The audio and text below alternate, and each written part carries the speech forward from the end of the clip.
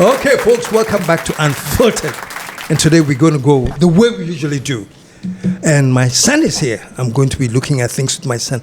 Today, I want him to educate me. You know, sometimes children know better than their fathers, man. There are a few things that person or educate me on that. And it's a few things about governance, about communications. And before we start, let me say a quick announcement, very, very quickly. You know, March 6th is just around the corner. It's Independence Day, and there's a program at Cactus Creek called Father and Son. Or should I say Father and Sons? No, on Cactus Creek, I'm hosting a few of the GH comedians. You know, they call us the old comedians. The young ones are from GH comedians. So I'm hosting two of them at Cactus Creek in an amazing comedy session.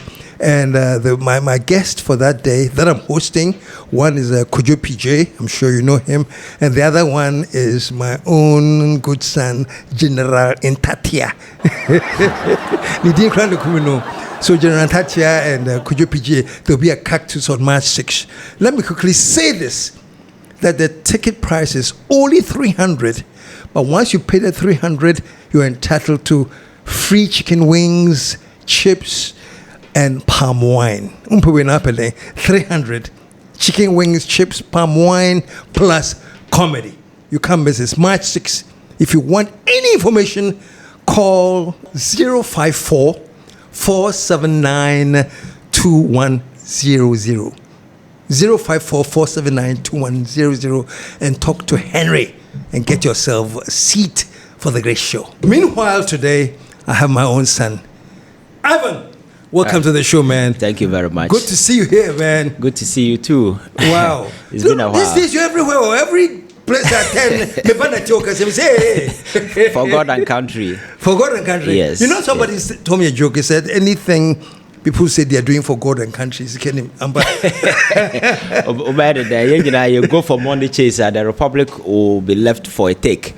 Yeah. And I think the time has come for young people to play active role in politics. And the only way to do that is be acting as a sort of a guardian or sentinels that will protect this infrastructure of liberty that we have. But you have a lot of work to do in that yes. department.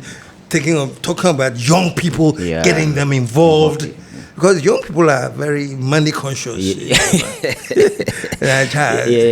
Because the impression built around politics in our part of the world is always about money. Yeah. So people get in with a single mindset or single impression to make money. But I think we need to use some of these platforms to sensitize people to appreciate that governance is about addressing public needs. The most pressing of needs affecting society must be addressed. Talking about addressing public needs, it dovetails into what I want to talk about today. Okay. Because one of the biggest public needs that concerns Ghanaians is the plight, not only of our cocoa farmers, but mostly the cocoa farmers and every other thing. You know, cocoa farmers are like so. You were not born, I'm sure. There were one time when there was this chant, that cocoa is the lifeblood of the country. So, of course, there was this time when we went through what I call a cocoa crisis. You know, lots of things were said. Some genuinely things that were talked about that needed critical attention. Some too, of course, became political, became propaganda, became jandam, and had no basis nowhere. But here's my point. What really ticked me off during that whole time, I mean, I'm glad that there was an emergency cabinet meeting. I'm glad that they had meetings, one to, first of all, introduce reforms, which we'll talk about later. I think some pretty good reforms. And then to mention possible forensic audits into, you know. So these were the two things that came out of the emergency cabinet meeting. But my son, what ticked me off was that, whatever. Now, you know, because I'm thinking there's so much rot. To quote the president when he did this, I don't know whether it was the first State of the Union. He's mentioned that Ghana was a crime scene. One thing that is a cardinal principle for us is to tell the truth at all times. We all knew the economy was in crisis. But some of the things I'm discovering myself, I mean, it's been a criminal handling of our economy. And Ghana is a crime scene, actually. A very serious statement, too. Yeah, very serious. Yeah, Ghana's a crime scene. So I'm thinking after the emergency meeting of the cocoa crisis, but isn't it like 1 year too late? Yeah. Considering that you are inheriting a crime scene, does it take you 1 year, for people to start knowing the rot? I mean, would anything have prevented maybe investigations in the first year? Yeah. Investigations were full force. Yes. Yeah. And then whatever the results are handed over to. Let me let you talk small. What was your reaction to that? Yes, I think if you look at the cocoa sector, it's one of the most sensitive areas. And because cocoa for long has been the backbone of this particular economy until recently when other sectors came in. So cocoa farmers are people who over the years have made significant contribution to the development of this country. That cannot be discounted from Kwame Nkrumah time up to this time. So anything that affects the cocoa farmer is a national issue. And I think that is why the president actually came in, convened an emergency cabinet meeting to have some sort of a resolution addressing this imminent crisis that we are facing. Just before I left, we have a crisis in our cocoa sector.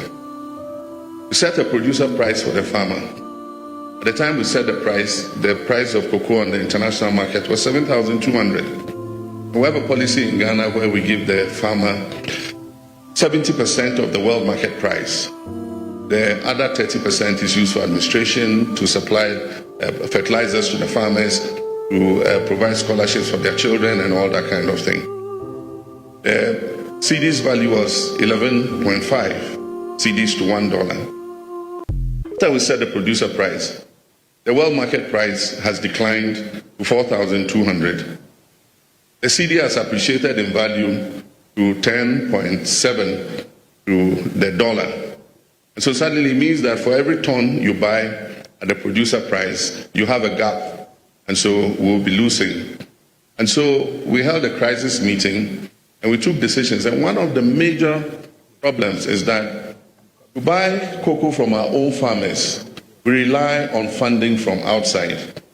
And you know what the collateral for the funding is, our own cocoa beans. And so you have to collateralize the beans to the financier, buy the beans and just ship them, and they pay you the international market price. So one of the key decisions we've taken is that we're going to stop foreign funding for the purchase of our cocoa. We are going to raise domestic bonds. We have enough CDs in Ghana to pay for our cocoa. We're going to raise domestic bonds, buy our own cocoa. We don't need to collateralize the beans. I know the interesting part. We have the capacity to process 400,000 tons of those beans, processing capacity in Ghana. But because the beans are collateralized, we cannot even allocate those beans to the local processors. We have to ship all the beans outside. Now, if we buy the beans ourselves, we can take 400,000 tons out of the beans and give to our local processors to add value. Yes, there is a development going on at the world stage. We all know the fluctuations in terms of pricing and supply of cocoa. Normally, the pricing is dependent on supply and demand across the world, and that has affected pricing across board. And that, in effect, has had some sort of a downturn effect on the cocoa farmer. And this is what has generated this whole of controversy. But I'll come to the investigation bit, but let me start from this whole angle. You see, there has been too much propaganda around this particular issue to the extent that the actual fact are missing. What are the facts that are missing? So to say that the government is insensitive to cocoa farmers, and he made a promise that he will actually elevate cocoa prices, and now after getting political power, they've decided to slash that particular price, and that is not in fulfillment of the promise made to cocoa farmers.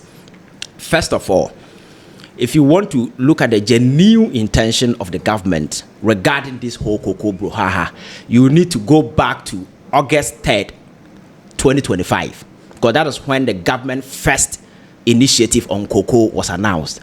And a way to revamp the collapsed cocoa sector, Incentives will be provided to our hard-working farmers to increase cocoa production. We aim to add 200,000 hectares of cocoa to Ghana's output in order to increase income of our farmers. And to cocoa farmers, the Cocobod chief executive has informed me that in August, they will announce the new cocoa producer price. And I can assure you, the price is going to be a very, very, very good price. So those of you who don't have cocoa farms, go and start looking for land and start planting cocoa. When John Mahama was in opposition, he made a promise, very categorical to the people, to farmers, that looking at the pricing at the war stage at the time, and looking at what the government then was paying to farmers, it was a cheat. Because at the time, cocoa prices at the war stage had gone to about $1,000, $10,000 per ton. And at the time, government was paying less than 33% of the FOB price to cocoa farmers, because at the time they were being paid around $3,000, which was way, way, way, way below the actual price, because the exchange rate at the time was 15.75. That was what was used by Cocobod to do the pricing. So first of all, yes, in Chad is the next pricing season. So the next pricing regime, is based on the price. So we look at the price now, a world market pricing at the time the next pricing season will start September 1st. Okay. So 1st of September, it will determine, or it will be dependent on the world market price at the time in September. So let's say 7,000. So all what we are saying is that we are committing to give the farmer 70% of all FOB prices. So FOB price and whatever it is, we'll give them 70%. Today, they are giving them 30-something percent. So at that time, when that particular promise was made, cocoa farmers became energized, and they actually maybe some voted for a change. So you expect that you get that particular price. So when John Mahama came, his promise was that I was going to pay them 70% of the FOB price. When it comes to cocoa production, Western North is a leader. Indeed, the people of this region are the backbone of Ghana's cocoa production. But I'm aware of the hardships our cocoa farmers face: low prices, inadequate extension services, and delays in the distribution of cocoa inputs. And so let me be clear today, we will ensure our commitment to pay our farmers 70% of the world market price of cocoa.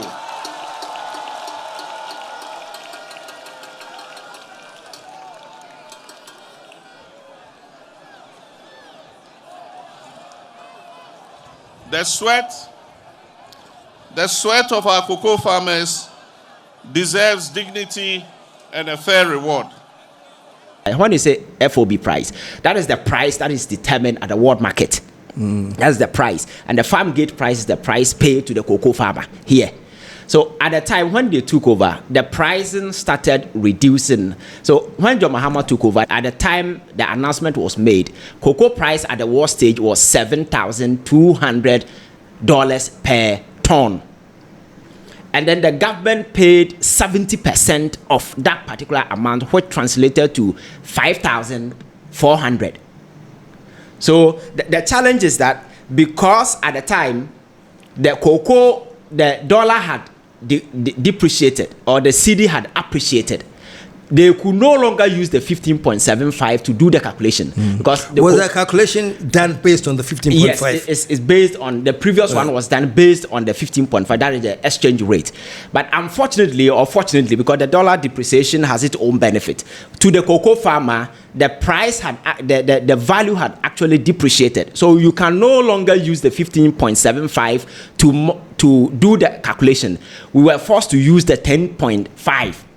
which will obviously reduce the cocoa price, the expectation. So if we had used the 15.5 to do the valuation, at the time, the cocoa farmer would have been entitled to 5,000, 6,000, which will be in fulfillment of the promise that the president made. So it wasn't that the president made a promise that I'll pay them 70% of the FOB price, and he decided not to pay. The FOB price 70% was paid, but because of that, because of the fluctuations and in the dollar, that resulted in the kind of figure cocoa farmers had. So when that was done, it was around 3,200 because the 70% translated to 501,000, which divided by 16 because every ton is 16 bags. When you divide, you get 3,200 thereabout. Then upon consultation, the government realized that the Ivorian price was higher than Ghana, and in order to stop smuggling of cocoa across border, they needed to also again increase the price.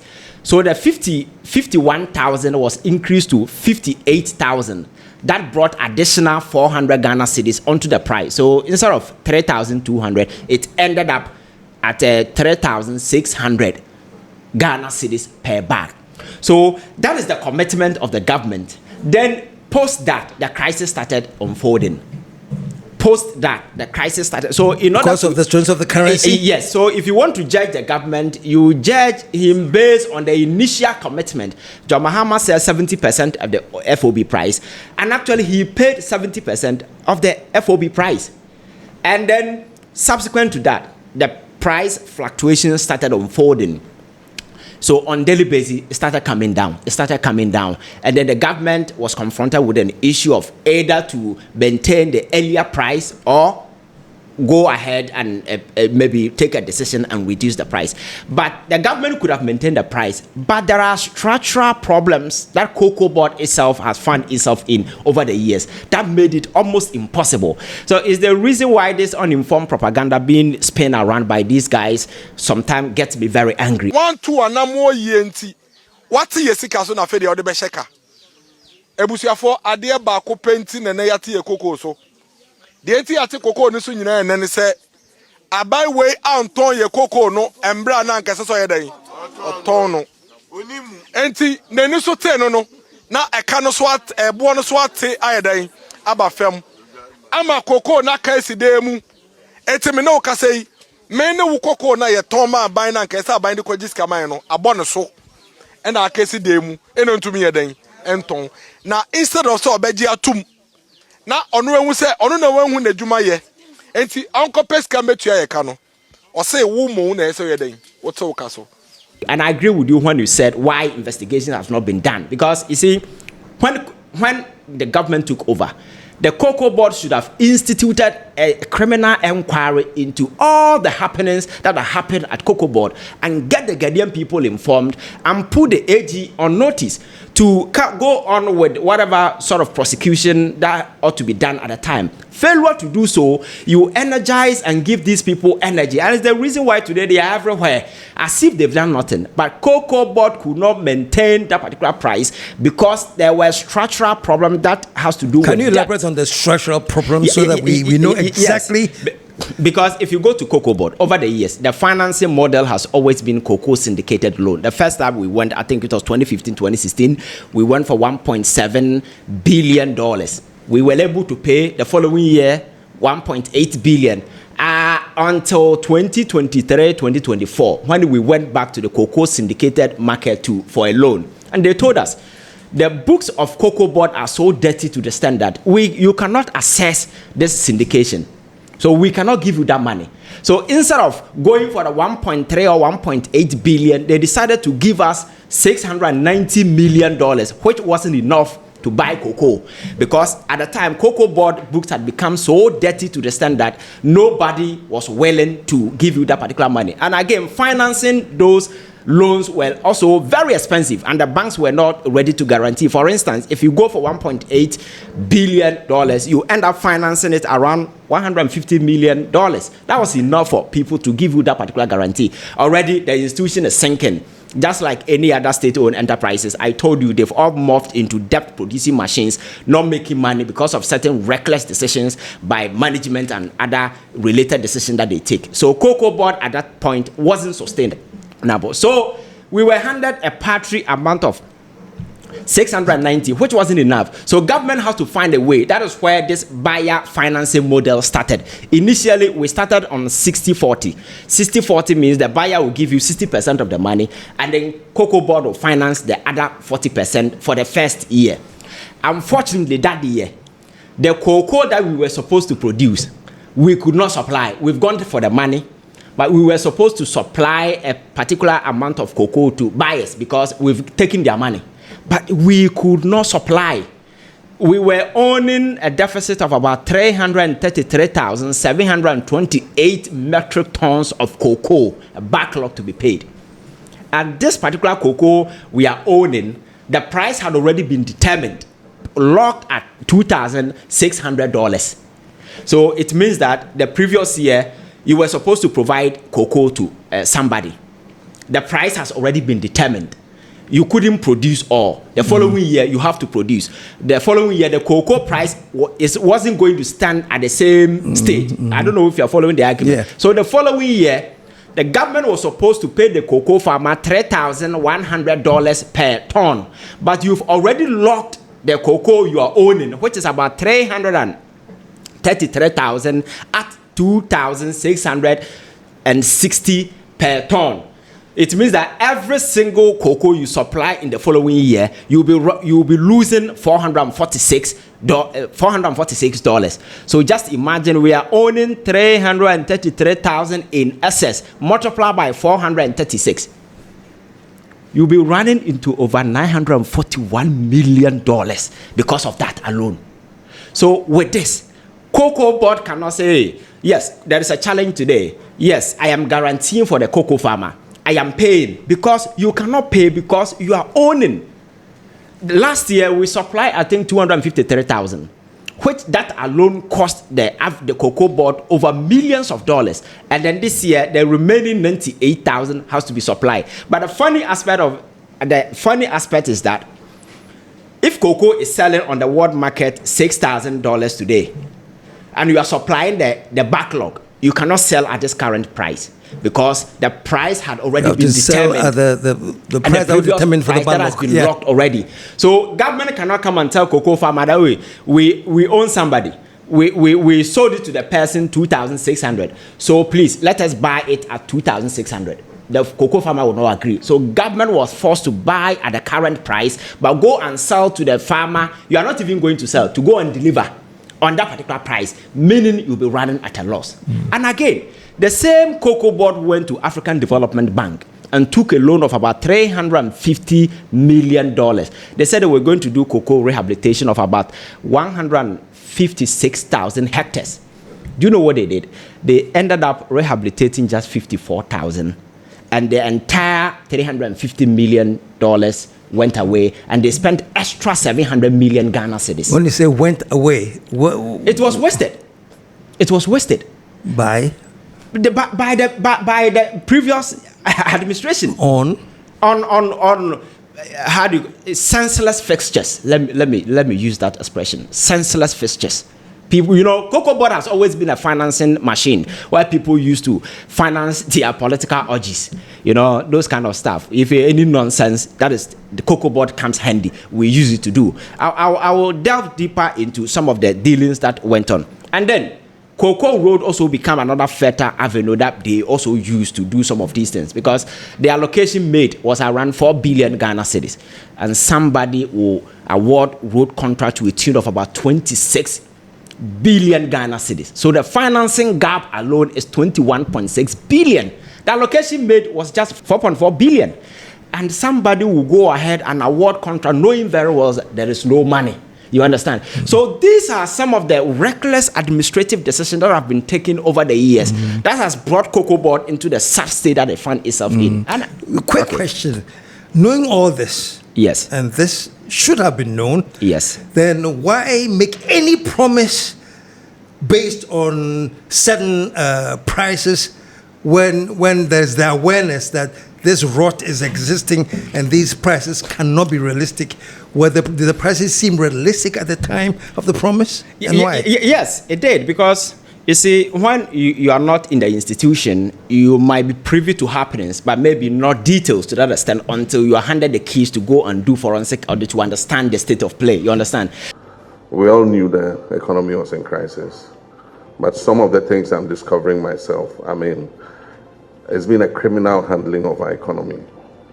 And Ghana is a crime scene, actually. All of us were talking about corruption before the change. We knew there were actual corruption, but to the extent and the scale, you could only presume that this thing has been done. But when you actually walk through the gate, you are handed over the keys to delve deeper into the actual happening. That is why you are able to understand the details of some of these things. Procurement was one of the key things.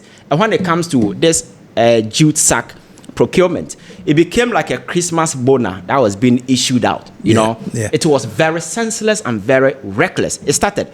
If you go to the year 2022, 2023, Cocobod already had a bulk that could satisfy its needs at the time.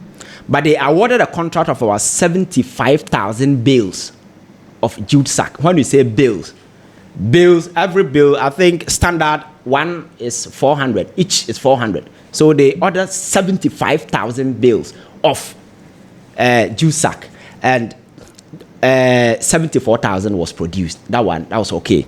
Then the following year, they contracted another 75,000. Out of the 75,000, they only received 17,000. So you ask yourself, where is the remaining 57,000? And then the following year, they went ahead and awarded 56,000, then received just 546. Monies are being paid, though. Whether they are paid or not. I'm getting the sense that there's all this filth, stench, corruption in here. Yes. I'm getting that sense, and I think should be very clear to all Ghanaians that there was a pile of rot at the Cocobod. Yes. Right. But I just want to move on. Yes. Being aware of all this rot, this stench, this debt, on what basis will any government make a promise? Is it that they made a promise because they were not aware too deeply of the rot and the stench that was existing, so promise based on what they were hopefully budgeting, or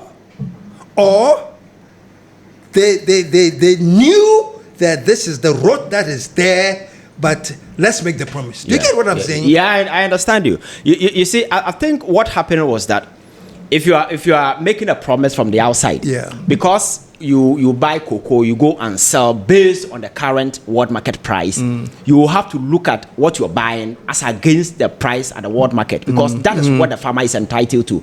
So if I'm making a promise, I will just look at the figures, what you're buying and what the price is, and argue that the farmer deserves to be paid properly, or the farmer deserves a better price. So if it is about $1,000, I will expect that at least the farmer will get 7,000. So first of all, yes, in Chad is the next pricing season. So the next pricing regime, is based on the price. So we look at the price now, a world market price, and at the time the next pricing season will start September 1st. Okay. So 1st of September, it will determine, or it will be dependent on the world market price at the time in September. So let's say 7,000. So what we are saying is that we are committing to give the farmer 70% of all FOB prices. So FOB price and whatever it is, we'll give them 70%. Today, they are giving them 30-something%. Next one. So that makes the promise very legitimate. It would have been illegitimate when the price on the world market was low and the opposition was making noise that they should be paid extra. There is a principle that says that you cannot give what you don't have. But once you have it, you will have to pay the farmer. You understand? That is why I said when John Mahama came early, he was able to pay the 70% promise that he made because there was that availability. And so let me be clear today. We will ensure our commitment to pay our farmers 70% of the world market price of cocoa. Until this downturn occasion at the war stage. That is the only thing. Because if we are to go by that particular principle, you cannot say the government has defaulted.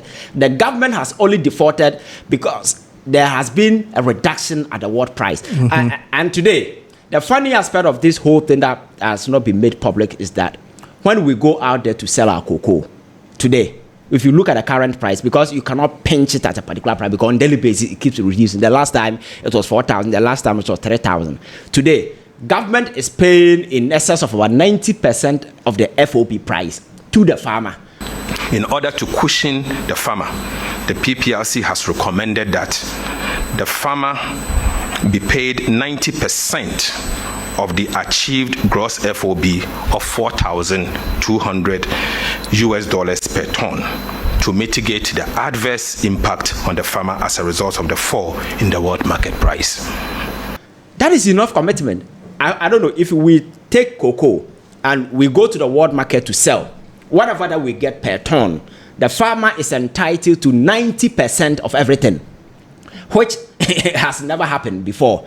But because of the crisis, even though the price have been reduced, maybe government doesn't want the crisis of the farmer to be so overwhelming to the extent that it will crash their mojo and the sort of energy that people have invested into the cocoa sector. But I think the challenge that has happened today, you cannot blame the farmer. You cannot blame the farmer, because the expectation is that I go to the bush to do my cocoa. I sell to government, because the government has the monopoly. The cocoa farmer cannot load the cocoa in a car and travel anywhere to go and sell. The Cocobod has the monopoly, so I expect that you pay me well. And because when it goes up, you are able to get a profit. When it comes down, you should be able to provide some sort of a safeguard to be able to cushion the farmer. But the reality is that at the world market, there is a crisis, and Ghana is not the only country facing this. If you go to Cote d'Ivoire today, they are facing similar challenges, even though they are contemplating on reducing the prices, but they haven't.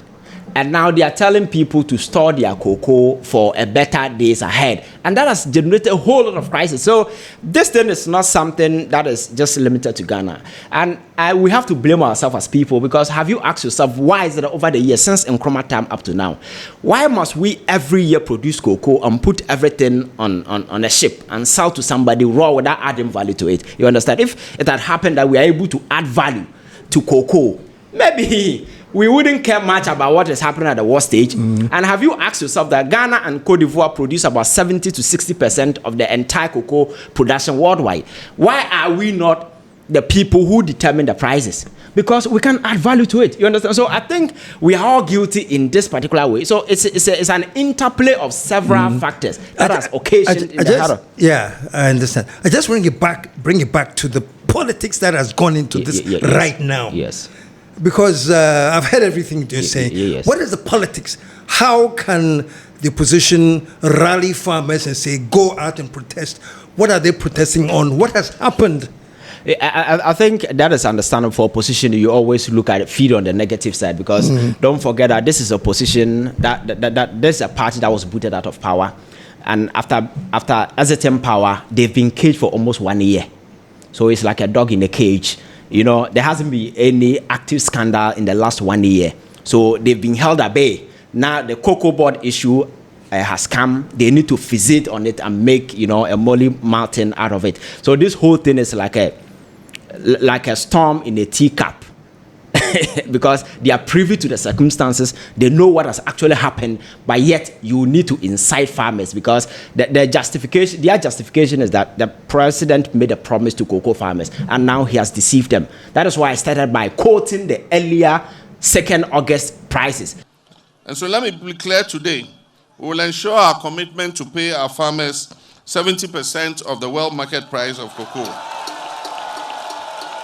Whether the government has cheated the farmer or not, that can be referenced from that particular point, because the promise was 70% of the FOB price, and it was paid, and even extra was paid until this crisis started caving in. And at that point, government could not have done anything, because if we had maintained the earlier price, Cote d'Ivoire is having the same crisis. Obviously, the smuggling will be coming in, and unfortunately, we don't have a proper financing model for this thing. Now we are doing what we call buyer-based financing model, which is 80-20. So the buyer will give you money, go to the market, buy me cocoa, and I want 500,000 metric tons of cocoa. For the buyer, if you exceed the limit, they are no more interested. Whatever remains, it is up to you to find money to finance the gap. You understand? So that has also brought a challenge. So Cocobod cannot go beyond that particular projection that they've had with the buyers, because the person is telling you, and again, the person buying the cocoa from you has given you money. So now we are just acting as Goro boys. They will give you money, go and buy cocoa and bring it. You understand? You don't make any determination. You might have made political promise to your people, you do this, you do that, but somebody is giving you money to go and buy. That is why the decision subsequent to that has to be, addressed very properly, especially the decision by the president that going forward, we are coming up with a sustained, guaranteed source of financing Cocobod. That is the cocoa bill. And for me, it's one of the best things that will happen to cocoa farmers in this country, because there is this assured. We are not going out there to borrow. Now, money will be taken from the local market. Ghanaians, bonds will be issued where local banks and Ghanaians will go and buy, and at the end of the day, it is in local currency, so we will not be racing against any dollar CD fluctuations. It's stable, and government will be able to generate those money to cater for some of these things, so that this long-standing culture of having to go out to borrow syndication, do this, go and beg people for money, acting as intermediaries, goro boys, all these hurdles will be pushed aside, and then government will be able to generate money from here to buy cocoa. And at the end of the day, what the cocoa farmer deserves, the person will get it. One of the major problems is that to buy cocoa from our own farmers, we rely on funding from outside. And you know what the collateral for the funding is, our own cocoa beans. And so you have to collateralize the beans to the financier, buy the beans and just ship them, and they pay you the international market price. So one of the key decisions we've taken is that we're going to stop foreign funding for the purchase of our cocoa. We are going to raise domestic bonds. We have enough CDs in Ghana to pay for our cocoa. We're going to raise domestic bonds, buy our own cocoa. We don't need to collateralize the beans. I know the interesting part. We have the capacity to process 400,000 tons of those beans, processing capacity in Ghana. But because the beans are collateralized, we cannot even allocate those beans to the local processors. We have to ship all the beans outside. Now, if we buy the beans ourselves, we can take 400,000 tons out of the beans and give to our local processors to add value. And then there is going to be a legislation. And for me, that is the best among all these things. I mentioned that in 2023-2024, the cocoa price at the world market went as far as $10,000 to $12,000. The cocoa farmer, if the cocoa farmer was to be paid even 70%, they would have been entitled to $7,000 at the time. So government is saying that in order not to cheat cocoa farmers ever again, we are coming up with a legislation. That legislation is going to bind every government post this John Mahama administration that you cannot pay the cocoa farmer less than 70% of the FOB price. So if you're a cocoa farmer, I missed this storm, I think there is a light at the end of the tunnel that your interest has been guaranteed, has been locked up if this particular provision. So the pressure should rather be extended to government, force the government to make sure that these two promises are kept, making sure they push the government to come out with a legislation and ensure that 70% of the FOB price, not less than all the time the farmer will be entitled to. And then the other aspect of it will also be... What are the timelines for this? I know things have been planned. Yes. Like you're saying. Yes. What are the timelines? Because the farmers are out there now yes. being incited. Yes. So what do you go to the farmers now to tell them, oh, don't worry, we have these plans that will take how long? How long should they wait? Yeah, I think government will have to activate communication on this particular cocoa, because I think the information is not going down. So those misinforming have rather taken the lead. They are in the villages inciting farmers and... 1, 2, and more yenti. What is the case na fedi ode be sheka? Ebusuafo ade ba ko penti na yate ye cocoa so. De enti ate cocoa ni so nyina ene ne se abai we anton ye cocoa no embra na nkese so ye dan. Oton no. Enti nani so te no na eka no so at ebo no so ate ayedan aba fam. Ama cocoa na ka eside mu. Eti me no ka sei me ne wo cocoa na ye ton ma aban na nkese aban de ko jiska man no abo no so. E na aka eside mu eno ntumi ye dan enton. Na instead of so obeji atum na onu enwu se onu na wenhu na djuma ye enti anko peska metua ye ka no o se wo mo na ese ye den wo te wo ka so medoma no asi na de america ne se e ka da ho enso aban we akoto land cruisers mako 10 e ka da ho enso aban we akoto pickups mako 110 ama de djuma ye fo e ka da ho muntie o e ka da ho enso Cocobod CEO afa Cocobod sika akoy renovation woni fie na adenti na kada ho na wotumi temme koko kueni misika so na wo de waketu ya wotumi yeden enti so. By now, I was expecting that Cocobod should have been there already, explaining these things in a language that people will understand. You know, because the very people who created this... The people who are supposed to go and explain these things, do they understand? You should understand.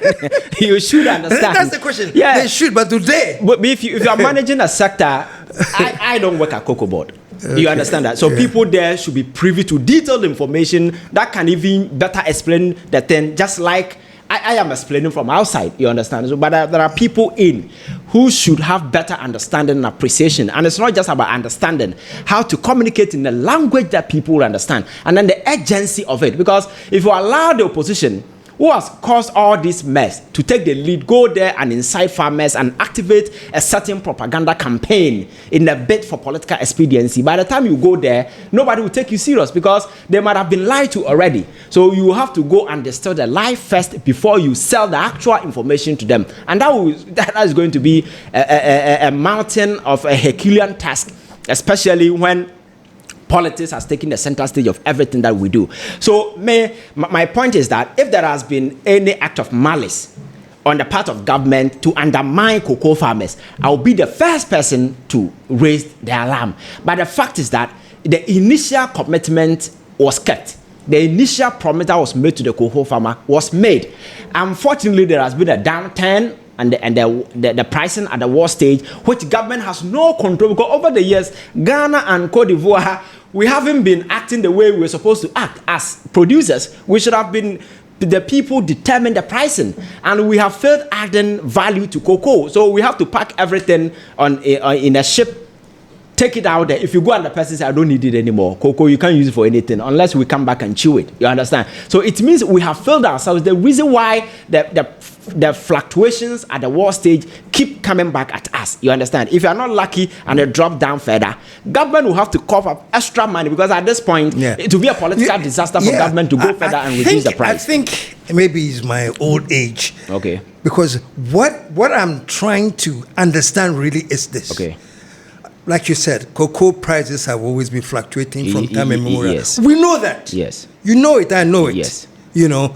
And even on one program, I said that the Nkrumah's 7-year development plan that he launched was practically killed, because that year when he launched the development plan, the cocoa prices dropped to the lowest ever. Lowest. You know. So this is just to say something that we have been experiencing. Yes. So we should know that the pricing is not in our hands. Yes. So my question to you is, should I have been at the back of Mahama's promise that these prices can be volatile? Can I make these promises based on what we know can happen? Yes. I think the fluctuations has always been there, but the fluctuation has been happening within a certain limited range. Very often, the expectation is that on a yearly basis it goes up, because in as much as there are wet prices, we also negotiate. So you negotiate within a certain parameter that will actually benefit your farmer, because their interest is very paramount and must be considered. So in making that particular promise, Mahama was making a specific reference to the pricing at the time, which was $10,000. That was quite unprecedented. And at the time, the dollar was as high as 16 cedis. So if I'm making a promise, I'll tell you that at this time, the farmer deserved more. And truly, the farmer at the time deserved more, because the price had actually gone around $10,000 to $13,000. And if we were to pay 70% of the FOB price at the time, as against even $16, the farmer would have been entitled to $7,000. So it wasn't like a conjecture. That was the factual reality at the time that he was presenting. And now the situation we find ourselves in, you see, it's not as if the promise made have not been kept. People should understand that the promises are made in dollar equivalents, or the rate at the international stage, the pricing. You cannot give what you don't have. So the price, that is the price at the war stage, based on it, this local determination is made as to how much you are going to pay the farmer. That is why when Mahama took over in the August 2025, the price at the war stage, the gross FOB price was around $7,000. And then he paid $5,040, representing 70%. That is the point I want people to understand, meaning that the promise that he made was kept. Regarding the 70%? Regardless, because the 70% was made. But the only challenge was that the government has also brought in other interventions which have made the dollar stabilize and the CD a bit, value added. So, in as much as the cocoa farmer will not get a cash 70 million right in the pocket, it has been invested in other areas of the economy. It's the reason why you see this economic stability. So if the money is few, you can buy a lot of things because there is value. But for the average cocoa farmer, people are not interested. In Ghanaians, we are always interested in the bulk money. But the bulk money did not come because of this particular situation we have. So that is what makes this whole thing, the propaganda aspect of this, very nasty. And people who are spending this, they know, they understand. You understand? They know what is happening. But for propaganda's sake, they are just activating this line. But the people who are supposed to inform people is our media people. They understand these things. They understand the factual realities. You understand?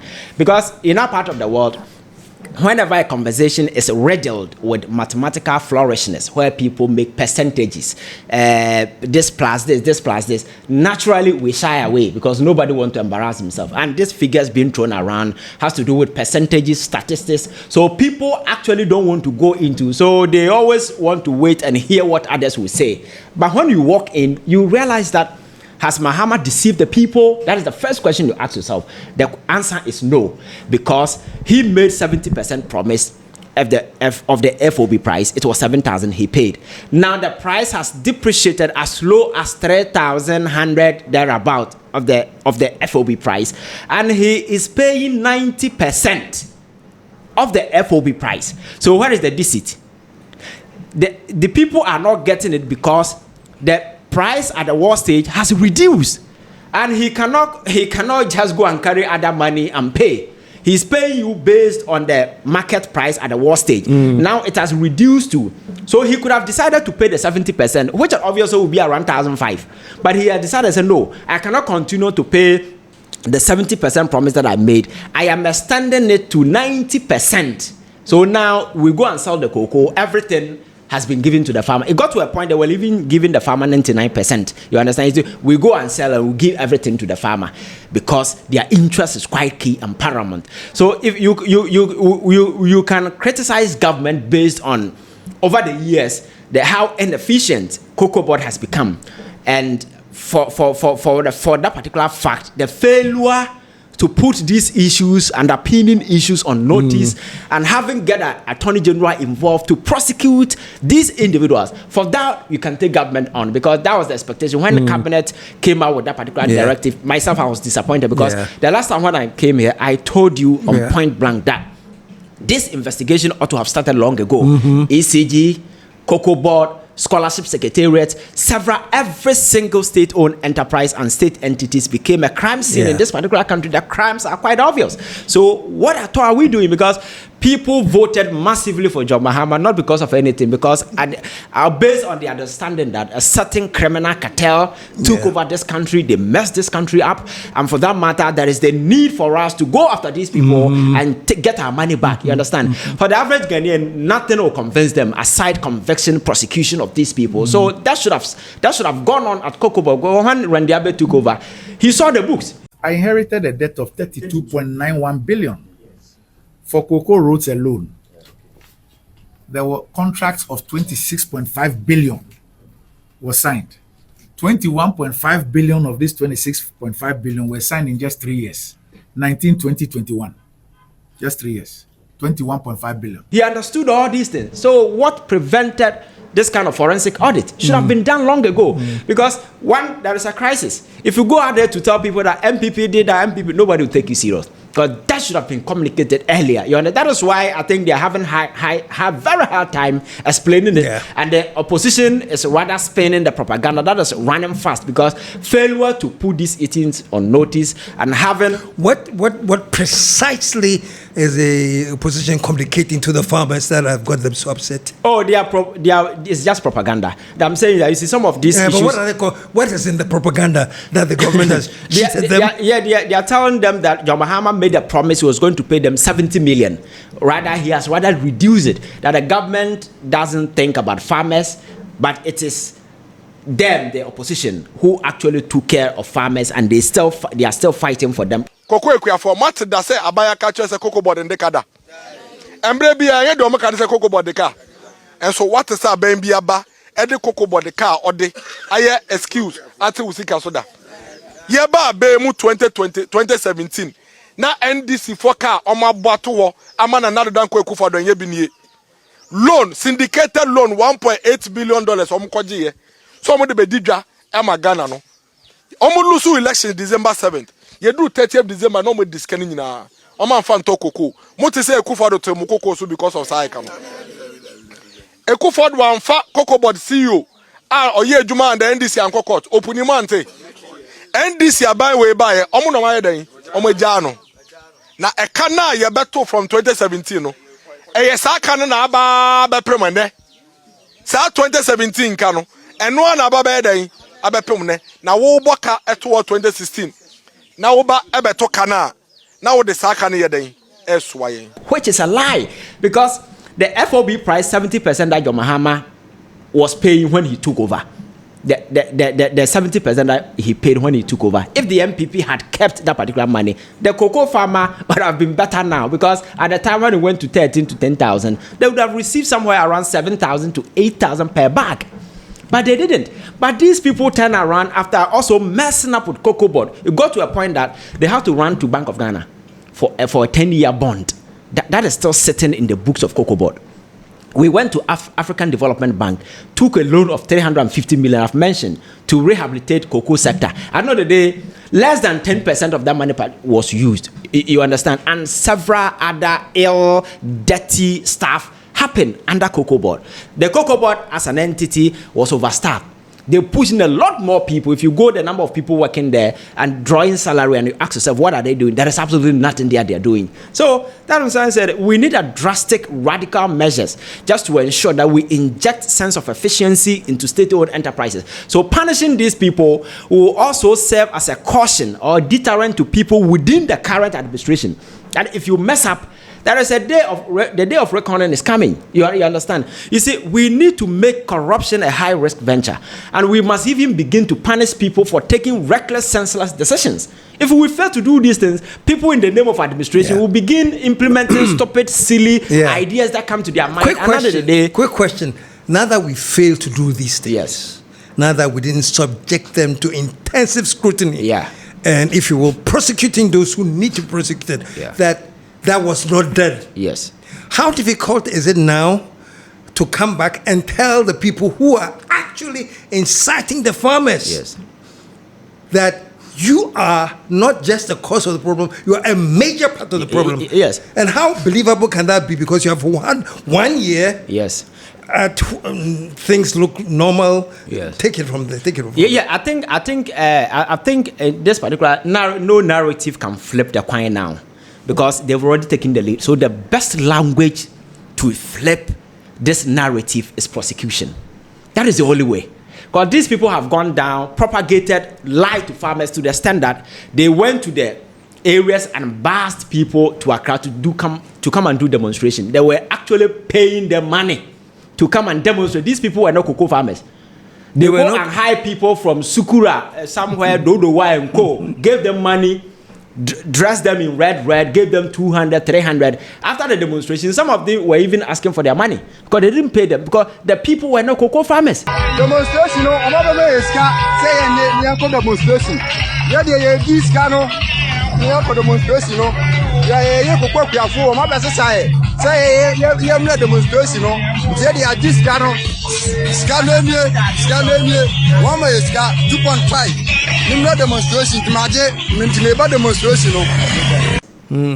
You see, that is what we have reduced our politics to become. But unfortunately, the so-called mainstream media, who are privy to all the critical facts that I have outlaid, they understand the pricing model and the fact that the difficulties that the Cocobod has gone through over the years. And they need to speak the fact. After stating the fact, if you want to criticize government, that is a fair thing, because on the issue of having to reduce the price or not, that can be debatable, because yes, the price at the war stage has been reduced. A political promise has been made for the cocoa farmer. They cannot be subjected to whatever that happens. Deal with it. Government will have to find money to shove up the difference and continue to pay the farmer. That is a debate that we can have, you understand? But to do a propaganda and say that, oh, the government has cheated, the amount of money they promised to pay, that is not what they are paying. When the government indeed is paying extra beyond the 70% and is now paying 90%, that is pure propaganda, you understand? And they understand that the books of Cocobod are so dirty to the extent that no bank out there will be willing and ready to finance Cocobod in terms of buying. Have you asked yourself why we lost access to the syndicated market? The previous CEO came and did an announcement, oh, henceforth we've weaned ourselves from the cocoa syndication. We are no longer going for syndication. But that was a lie. Because when they started, the first time we went there, we had $1.7 billion. 2016-2017 was the highest year. We had 1.8 billion. Then subsequently, it started dwindling up to 1.3. Then the next time when we went there, they told us in the face, no, your books are so dirty. Cocobod, nobody can guarantee Cocobod. So we are giving you 690. That is where we had to switch on to the buyer model, the 60-40 model at the early stage. And now, when government took over, you had no other option because the books are still dirty. Where are you going to get money? You have to go with the buyer model. The books are very dirty. Yes. And I think what hurts me sitting here today is the fact that the very people who are actually inciting farmers to rise up are people who are very, very, very much aware of the things that has caused them to be in this situation. Yes. It is very, very, very unfortunate. Very unfortunate. And I think the whole idea, and I don't know where it's coming from, this whole year of, and you were very, very right. Yes. Investigating state agencies. Yes. Forensic audits that we have left to just for a whole year. Yes. It's coming back now. Yes. To bite the country. Yeah. Oh yes. Because you see, I keep telling people that the arena we find ourselves is a different arena. The political audience of yesterday is different from the political audience of today. Today, the average young Ghanaian who is a consumer of the political market today is very savvy. They are very assertive. They understand the issues. You can't keep them in the loop. So the promise is that we are going to prosecute. They want to see you prosecute. They don't want any excuses. You understand? So even, yes, I understand prosecution may take a long time, but the forensic audit that will occasion and trigger the prosecution should have been done. Yeah. The report presented, you understand? Because Cocobod should have done this thing long ago. So I don't know what they were doing there, you understand? ECG is another thing. ECG should be investigated. All other agencies must be investigated because we all agreed it was a crime scene, you understand? So what are the facts? Else, beyond the fact, it remains conjectures, suppositions, and assumptions. The only way to put value behind this thing is when proper investigation has been done. And in the absence of that, today, these jokers are out there lying, infuriating farmers and telling them that the government that is rather paying 70% and haven't even extended to 90% is being accused of not loving farmers, but rather they who instituted all the mess that we find ourselves in today. So I think that it's a lesson that government need to, you know. Do you know the only advice I'll give government now? Okay. And I it's a biblical quotation. And I'm doing my version of the quotation. No Corinthians chapter, whatever. No, okay. This is my version. Have you heard the statement that for what shall it profit a man if he shall gain the whole world and lose his own soul? Yes. Yeah. My quotation is that for what shall it profit Ghanaians when we have good indicators of the economy, fuel prices going down, and everything, if we shall gain all of that and lose our fight on corruption. Yes, and the criminals who foolishly stole from us. Yes. Walk free. Walk free. Not only are they walking free, they are walking free with parading. With impunity. With impunity. Yes, overriding impunity. Thank you. So until that is done, hey. Yes, and you see, they feel energized. They feel emboldened. Yeah. You can go and lie. Yeah. And the media space lacks sanity. You can just use any platform to do propaganda. The people who sit there, whether it is by malice or whatever, who understand the issue will not open up and subject them to critical scrutiny. So today you can wake up, go to any media platform, say anything and walk away. All the media, the journalists will be asking is, they will even be finding you to do more. You understand? When they know the critical fact, misinforming majority of the people, especially when the area has to do with this sort of mathematical percentage kind of stuff, people don't actually want to work in. So I think that we need government. The only language Ghanaians will understand now is to be very radical. I've told you, I don't believe in let's give to God kind of nonsense. God is not interested in our politics. We are managing our own affairs. Every criminal must suffer the brunt, the anger of the state. That is why I've always been advocating. Anytime I come here, I tell you that we need to establish the conventional red lines. Last week, the former president of South Korea has been jailed live, has been handed a life sentence for inciting the military to block access to parliament and other places. Just that.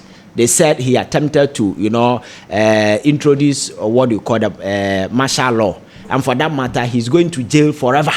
Former president, immediate past former president. How much more these petty criminals who are not even intelligent? You understand? I think that the state must be very radical. The Attorney General will have to muzzle up and make sure that, hey, I understand that this logistical constraint and other stuff, but I have always suggested that this office of the Special Prosecutor Inquiry are useless creation. They are just further burden the taxpayer. We need to expand the tentacles of the Attorney General and make sure that they have a representation in every region, resource them.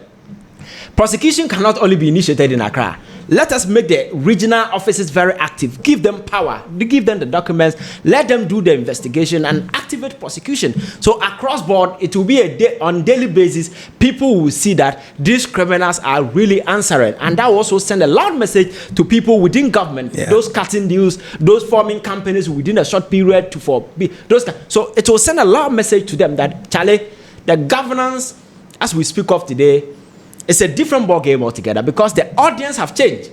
We have to also change the politicking, else we become irrelevant. Because today, if you meet the average person out there, the level of political understanding they have, it will shock you. So if you think you're dealing with gullible masses who don't know their left from their right, you are rather living in the past. You understand? People have come to appreciate the understanding issue because always there is a flow of information. Yeah. We have to end it here and pick it this up later, but when it talks about gullibility, I hope as you are believing that people are becoming less and less gullible. I hope that is true because I think gullibility is amazingly high still. Yes. Maybe there's been some improvement, but it's still very, very amazingly high. But folks, we had to do a little bit of Unfiltered. I had to get this whole cocoa thing steadied a bit because it beats my mind.